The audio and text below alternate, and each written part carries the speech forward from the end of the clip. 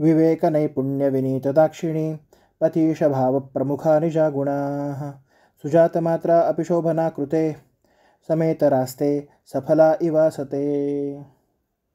विवेक विचार, युक्तायुक्त ज्ञान, नैपुण्य कौशल्य, विनीती म्हणजे विनय, दाक्षिण्य, पतिशभाव म्हणजे पातिव्रत्य, हे सर्व प्रमुख असे निजाः स्वाभाविक, गुणाः गुण सद्गुण, शोभनाकृते हे सुंदर आकृती असलेल्या म्हणजे सुंदर असलेल्या अशा या सरस्वतीच्या, सुजातमात्रा पूर्वी उत्पन्न झालेले, समेतराः म्हणजे इतर स्त्रियांमध्ये असलेले, अपि तरीसुद्धा, सफला इव आसते फळलेले असे दिसतात।